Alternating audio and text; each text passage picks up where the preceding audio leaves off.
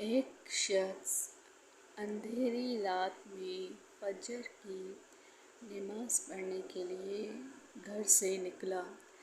अंधेरे की वजह से उसे ठोकर लग गई और वो मुंह के बल कीचड़ में गिर गया।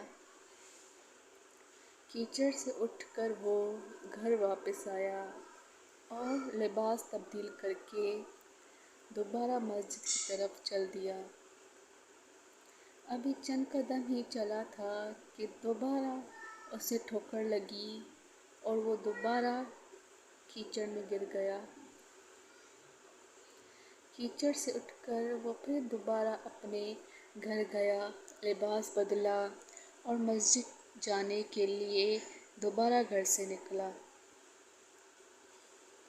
जैसे ही वो अपने घर से बाहर निकला तो उसके दरवाजे पर एक शख्स मिला जो अपने हाथ में रोशन चिराग थामे हुए था। चिराग वाला शख्स चुपचाप नमाजी के आगे मस्जिद की तरफ चल दिया। इस मर्तबा चिराग की रोशनी में नमाजी को मस्जिद पहुंचने में किसी दुश्वारी का सामना नहीं करना पड़ा।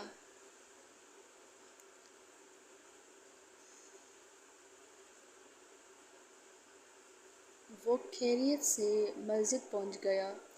मस्जिद के दरवाजे पर पहुंचकर चिराग वाला शख्स रुक गया। नमाजी उसे छोड़कर मस्जिद दाखिल हो गया और नमाज अदा करने लगा।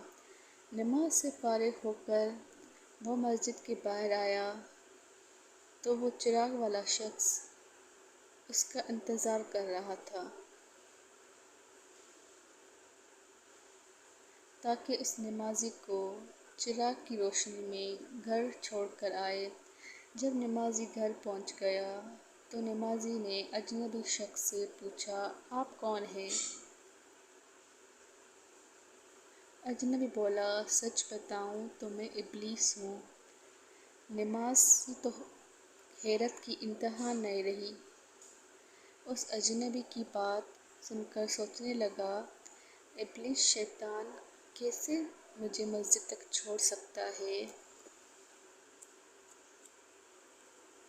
उसका काम तो लोगों को बहकाना है। तो उस शख्स ने बड़ी हैरत के साथ इब्लीस से पूछा, तुझे तो मेरी नमाज ले जाने पे खुश होना चाहिए था,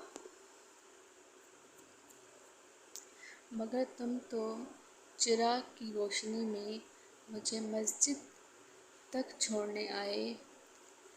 इब्लीस ने जवाब दिया कि जब तुम्हें पहली ठोकर लगी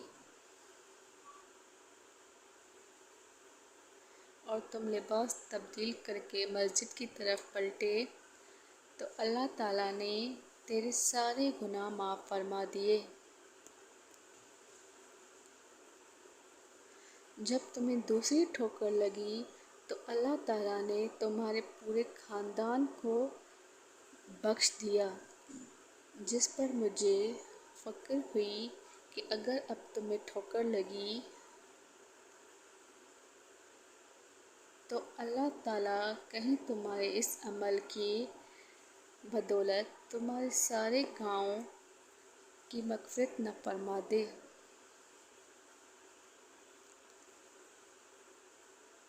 इसलिए मैं चिराग लेकर आया हूँ कि तुम बगैर गिरे मस्जिद तक पहुँच जाओ।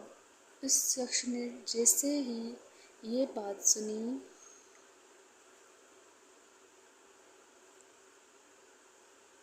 तो उसने अल्लाह ताला की बारगाह में अपना सर झुकाकर अल्लाह ताला का शुक्र अदा किया। तो दोस्तों, ये हमारे रब की शान है। सुभान अल्लाह।